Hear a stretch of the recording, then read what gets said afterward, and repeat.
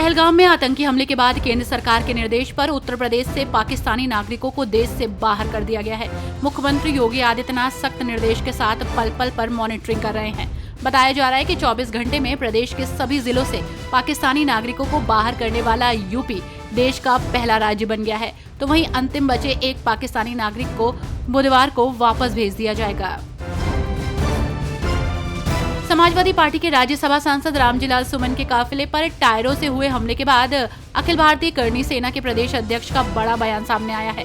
उन्होंने कहा कि जब तक सपा सांसद राणा सांगा को लेकर दिए गए अपने बयान पर माफी नहीं मांगेंगे तब तक उन पर हमले होते रहेंगे।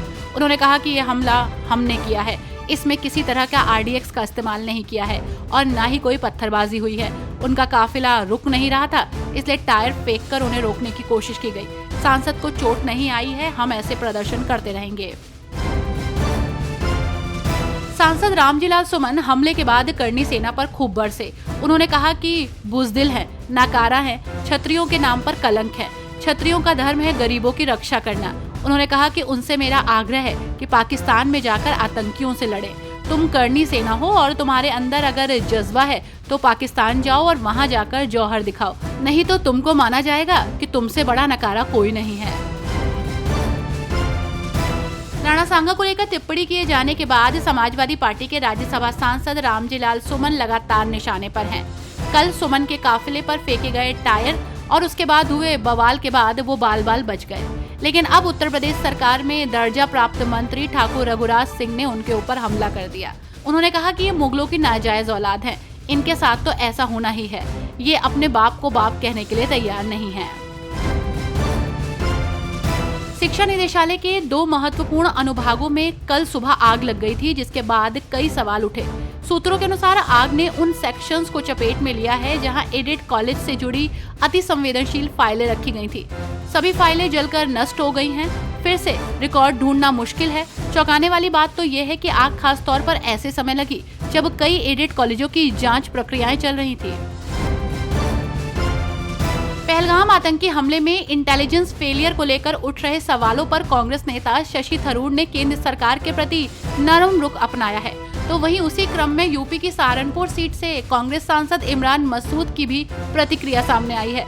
उन्होंने कहा कि अभी वक्त पाकिस्तान को जवाब देने का है, हमें इस तरह की बातों में नहीं उलझना चाहिए। तो वहीं कर्नाटक सीएम सिद्धारमैया के बयान पर उन्होंने कहा कि इस मुद्दे पर पूरी कांग्रेस पार्टी सरकार के साथ है, सरकार एक्शन ले, हम उनके हर फैसले के साथ हैं। मुख्यमंत्री योगी आदित्यनाथ कल यानी कि 29 अप्रैल को देवरिया के दौरे पर रहेंगे। यहां सीएम योगी सौगातों की बारिश करेंगे। वो 676 करोड़ 32 लाख रुपए की लागत की 501 परियोजनाओं की सौगात देंगे। इसमें 253.64 करोड़ की 341 परियोजनाओं का लोकार्पण और 422.67 करोड़ से अधिक की 160 परियोजनाओं का शिलान्यास वो करेंगे।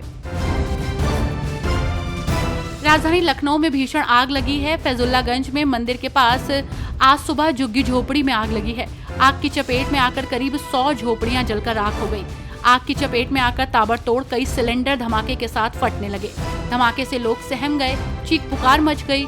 मौके पर पहुंची 10 दमकल राहत कार्य में जुटी है।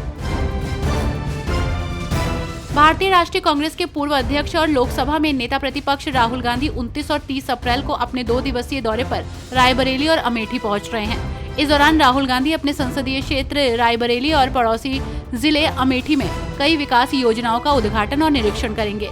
उनके दौरे को लेकर कांग्रेस कार्यकर्ताओं और समर्थकों में जबरदस्त उत्साह देखने को मिल रहा है। उत्तर प्रदेश और हरियाणा के किसानों के बीच यमुना खादर की भूमि पर चल रहे सीमा विवाद के जल्द समाधान की उम्मीद जगी है।